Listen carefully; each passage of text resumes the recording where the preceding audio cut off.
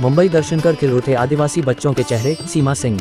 मुंबई। देश की जानी मानी सामाजिक संस्था मेघाश्रेय द्वारा देश और समाज के हित में हमेशा कुछ न कुछ नई पहल की जाती रही है, जिसका सारा श्रेय संस्था की राष्ट्रीय अध्यक्ष सीमा सिंह को जाता है। सीमा सिंह ने आज नासिक के पास रहने वाले कुछ आदिवासी बच्चों को अपने खर्चे पर मुंबई दर्शन के लिए बुलाया। उन्होंने उन बच्चों को न सिर्फ मुंबई की तमाम सांस्कृतिक और ऐतिहासिक जगहों का दर्शन कराया, अपितु उन्हें पर्यावरण के बारे में भी समुचित जानकारी दी। उन्होंने उनके भीतर देश के लिए कुछ करने का हौसला अफजाई किया।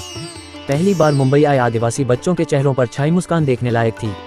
सुदूर ग्रामीण इलाकों में रहने वाले आदिवासी बच्चे मुंबई की तमाम जगहों को देखकर अत्यंत खुश हुए। सीमा सिंह ने सभी बच्चों को उपहार भेंट किया और अच्छे रेस्टोरेंट में भोजन कराया। साथ ही उन्होंने सभी को क्रिसमस की हार्दिक शुभकामनाएं भी दी। सीमा सिंह ने कहा कि आदिवासी बच्चों के लिए ये सुनहरा अवसर था। उनके चेहरों पर छाई खुशियों का कोई मूल्य नहीं है।